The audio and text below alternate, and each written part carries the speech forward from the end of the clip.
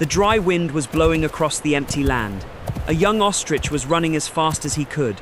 His legs were shaking. His heart was beating like a drum. His eyes were full of fear. But something strange was happening. No lion was chasing him. No hunter was behind him. No danger was anywhere near him. Still, he kept running. After a few minutes, he became so tired that he fell to the ground. He could hardly breathe. He looked behind him, expecting to see a terrible danger. There was nothing. The other ostriches that had been running were already far away. None of them looked back. None of them even noticed that he had fallen. The young ostrich slowly closed his eyes and whispered to himself, "Why am I always running after everyone else?" Hi everyone, my name is Ian, and today's story is about an ostrich who spent his whole life watching everyone else instead of building his own life. One decision changed everything, and the lesson he learned can change your life too. So, let's begin. Far away in a beautiful open valley lived a young ostrich named Oren. He was healthy, kind, and full of energy, but there was one problem that controlled his entire life. Oren could never focus on himself. Every morning, before thinking about his own goals, he looked around to see what everyone else was doing. If another ostrich started running, Oren ran even faster. If someone found food in another area, Oren left his own food behind and followed them. If another ostrich learned a new skill, Oren immediately forgot what he was doing and tried to copy them. At first, this seemed like a smart idea.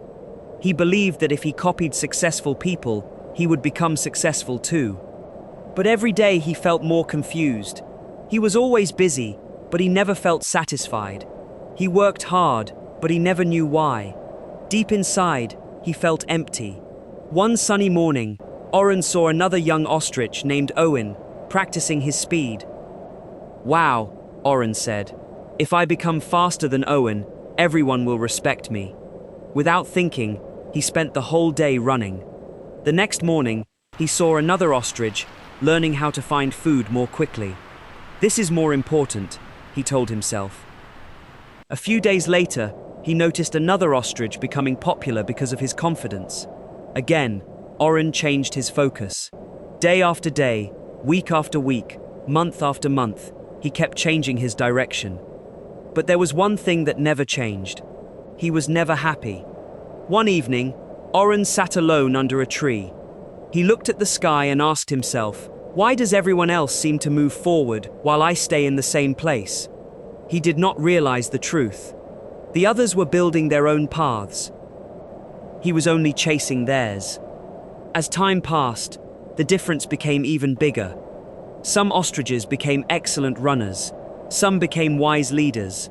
Some raised strong families and taught their young ones how to survive the harsh valley seasons. Their lives had shape. Their lives had direction. Oren had none of that. He had tried everything, and because of that, he had mastered nothing. His feathers, once smooth and proud, grew dull from exhaustion. His eyes, once curious, grew tired from constantly looking sideways instead of forward. He tried, once, to stop. It was late in the dry season, and Oren told himself he would spend an entire week focused only on his own goals. No copying, no comparing, just Oren. For 2 days it actually worked.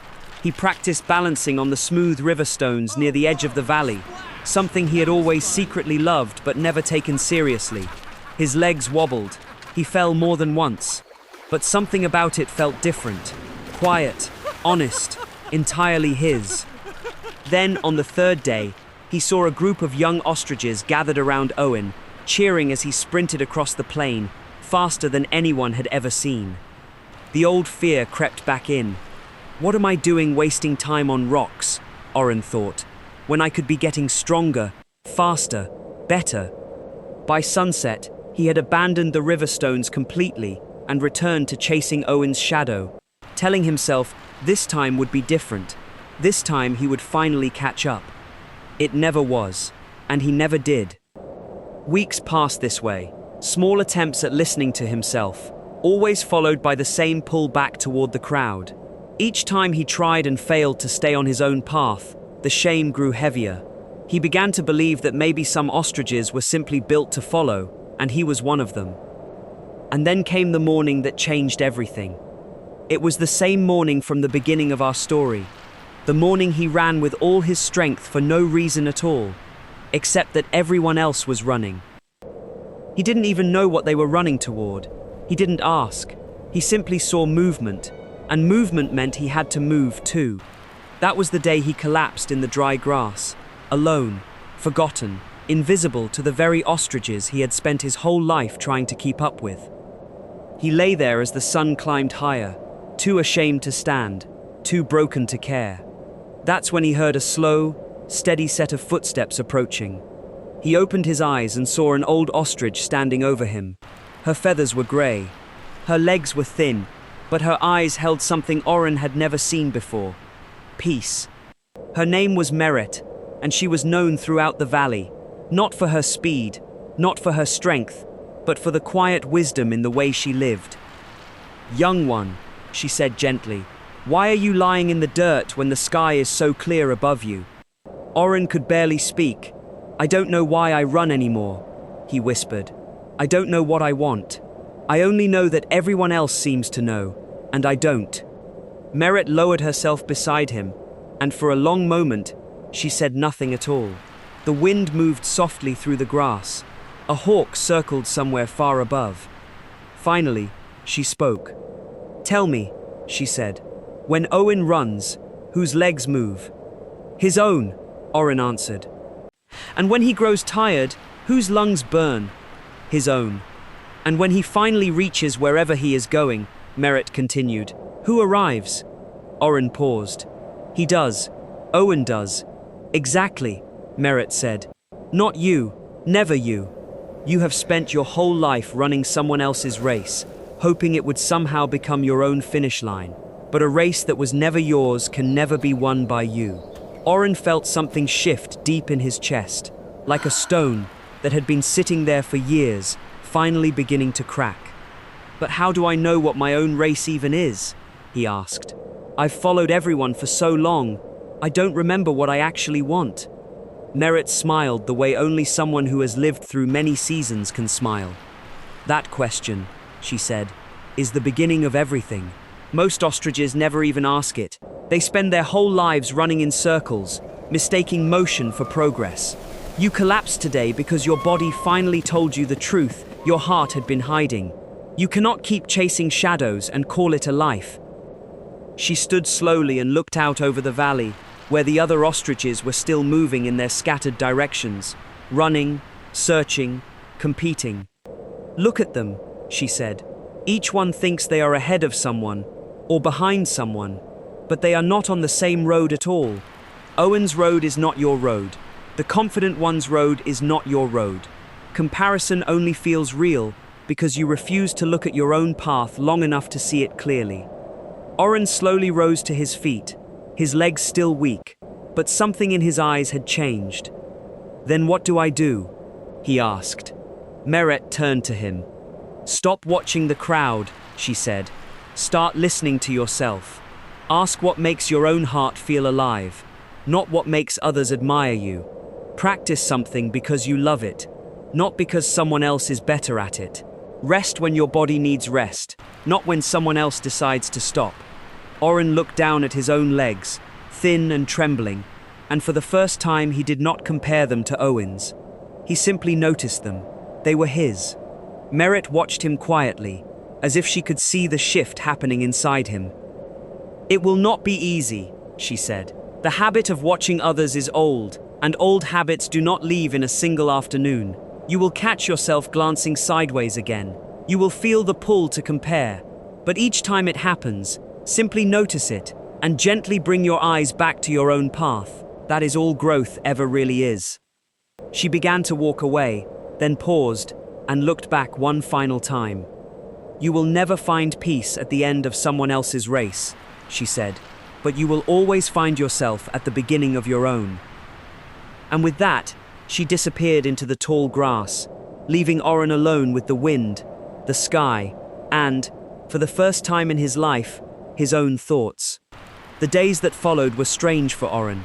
His first instinct, out of years of habit, was still to look around and compare. But slowly he began to catch himself. He noticed a small stream near his usual resting spot, and instead of chasing after Owen's morning run, he simply sat beside it and watched the water move. For the first time, nothing in him screamed to be somewhere else. He began waking earlier, not to compete, but because he genuinely enjoyed watching the sunrise stretch across the valley.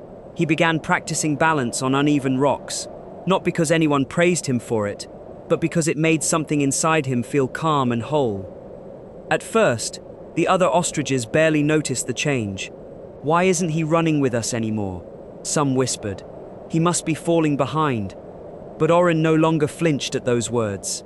He understood now that falling behind only means something if you were ever running the same race in the first place, and he wasn't. It wasn't always easy. There were mornings when old habits crept back, when he saw a cluster of ostriches admiring someone's new trick and felt the familiar pull to drop everything and imitate it. One afternoon, he caught himself halfway across the field, chasing after a group for no reason he could name, and he stopped mid-stride, laughing quietly at himself under the open sky. Old habits, he thought, take longer to unlearn than they took to learn. But each time it happened, he noticed it faster. He forgave himself a little quicker, and he turned back toward the river stones, toward the sunrise, toward the quiet things that were actually his. Weeks passed, then months. Slowly, without trying to prove anything to anyone, Oren became remarkably strong, not because he copied Owen's speed, but because he had finally built strength doing what genuinely mattered to him. He became patient, thoughtful, and steady, admired not for outrunning others, but for the quiet confidence that radiated from someone who finally knew who he was. One evening, a young ostrich chick approached him nervously. "Oren," the little one asked, "how did you become so calm? Everyone else in the valley seems to be racing towards something, but you just seem at peace."